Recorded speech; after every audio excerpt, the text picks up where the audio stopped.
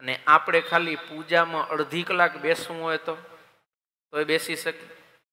પૂજામાં કાંઈ નહીં, હાલો માનસી પૂજામાં 5 મિનિટ કે 2 મિનિટ બેસવું હોય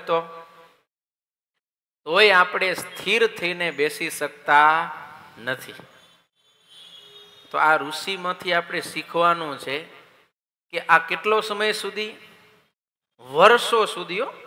વર્ષો સુધી એક આસને બેસીને ભગવાનની આરાધના કરે છે કે એના આખા શરીરમાં રાફડો વળી ગયો. તો આપણે પણ પૂજા કરવા બેસીએ, માનસી પૂજા કરવા બેસીએ ત્યારે સ્થિર થઈને, શરીર છે કદાચ થોડીક કંઈક ઉપાધિ થાય, ક્યાંક આમ ખંજવાળ આવે, કોઈક માખી મચ્છર આવીને બેસે તો એ ગણકારવું નહીં. અને ખંજવાળનો એક તમે એમ પ્રેક્ટિકલ કરીને જોજો, જ્યાં ખંજવાળ આવે ને આપણે એમ હાથેથી ખણીએ ને તો એનેથી થોડીક વાર શાંતિ, વરે બીજી આવે, વરે ત્રીજી આવે, વરે આમ ચાલુ જ રહે. પણ ખંજવાળ આવે તમે થોડુંક સહન કરીને ખંજોળો નહીં ને તો ઓટોમેટિક ખંજવાળ પછી બંધ થઈ જાય, પછી ના આવે. આ પ્રેક્ટિકલ કરી જોજો તમે.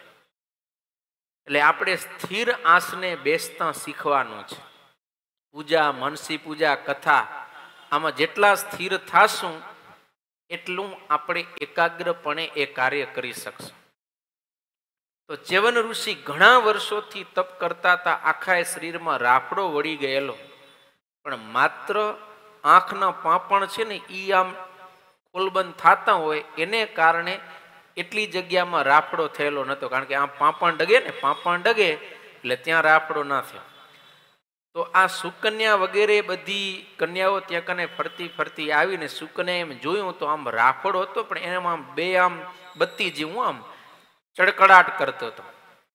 એટલે એણે એક સળી લઈ અને એની અંદર આમ ભોંકી, આમ બે આંખની અંદર સળી ભોંકી, તેમ લોહીની ધારાઓ નીકળ્યો. ઋષિની બંને આંખ છે ને એ ફૂટી ગઈ. ઋષિની આંખ ફૂટી, ઋષિનો અપરાધ થયો. એટલે ઋષિએ સંકલ્પ કર્યો, આવા તપસ્વીઓ બધું જાણી ગયા કે આ સરિયાતી રાજા પોતાના પરિવાર સહિત જંગલમાં આવ્યા છે ને એની કન્યા છે. એટલે ઋષિએ સંકલ્પ કર્યો ને એ જેટલા રાજાના પરિવારમાં હતા ને બધાના ઝાડા ને પેશાબ બંધ થઈ ગયો. 1 નંબર ને 2 નંબર બધું બંધ, ઝાડા પેશાબ બંધ. હવે તમે કલ્પના કરો, આપણે બાથરૂમ થોડીક વાર આમ ક્યાંક ટ્રાવેલિંગમાં ગયા હોય ને થોડીક વાર જો અટકી રહે, ક્યાંક આમ બાથરૂમ ના મળે તો કેવો પ્રોબ્લેમ થાય. નાવાનું બરાબર ક્લિયર ન થાય, પેટ સાફ ન થાય તો આને તો બધાના ઝાડા પેશાબ બધાના બંધ થઈ ગયા. બધાને અતિશય પ્રોબ્લેમ થવા માંડ્યો.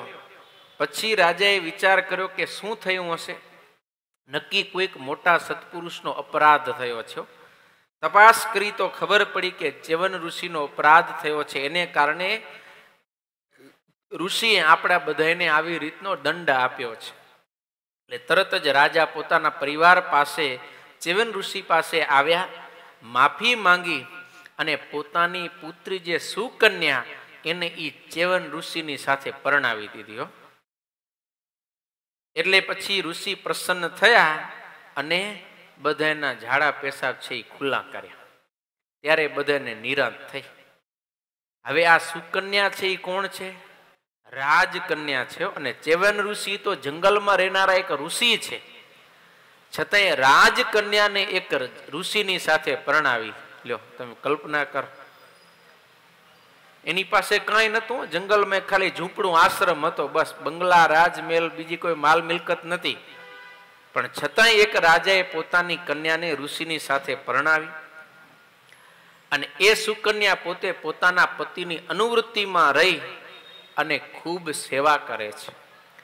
એકવાર એ આશ્રમની અંદર અશ્વિની કુમાર આવ્યા ને એમણે ઋષિની ચિકિત્સા કર્યો. ચ્યવન ઋષિને એવું રસાયણ આપ્યું કે ચ્યવન ઋષિ બંને આંખે દેખતા થઈ ગયા અને એની સાથે સાથે એને યુવા અવસ્થા મળી ગયો.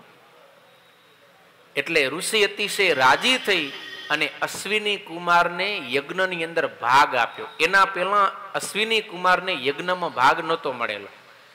આ ચ્યવન ઋષિની કૃપાથી અશ્વિની કુમારને યજ્ઞની અંદર ભાગ મળ્યો.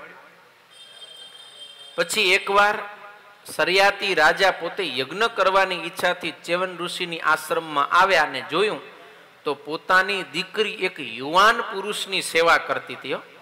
એને જોઈ અને આ રાજા અતિશય દુઃખી થયા અને એની દીકરીને ધિક્કારવા લાગ્યા કે મેં તો તને ચેવન ઋષિની સાથે પરણાવી હતી અને તું ઋષિને છોડીને આ પરપુરુષની સેવા કરે છે.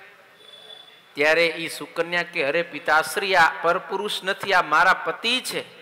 અરે તારા પતિ આવા યુવાન કેમ?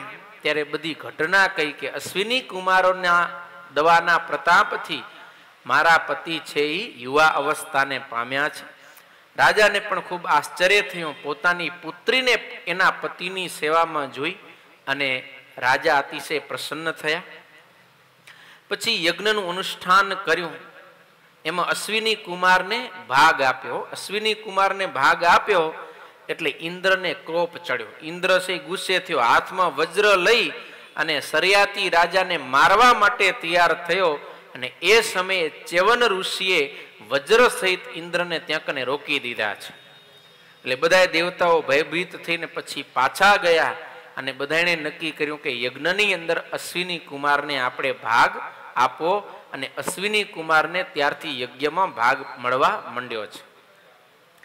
એ સરિયાતી રાજાના વંશમાં આગળ જતા રૈવત રાજા થયા છે. એમને રેવતી નામના પુત્રી થયા અને જે બલરામજીની સાથે ઘણા યુગ વીતી ગયા ને ઘણા બધા યુગ વીતી ગયા. એમ કહેવાય કે 27 ચતુર્યુગ વીતી ગયા. કેટલા? 27 ચતુર્યુગ વીતી ગયા. પછી જે દ્વાપર યુગ આવ્યો અને ભગવાન પોતે બલરામ સહિત ધરતી ઉપર શ્રી કૃષ્ણ રૂપે અવતર્યા. એ સમયે એ રૈવત રાજાની પુત્રી રેવતીજીની સાથે બળદેવજીના વિવાહ થયા.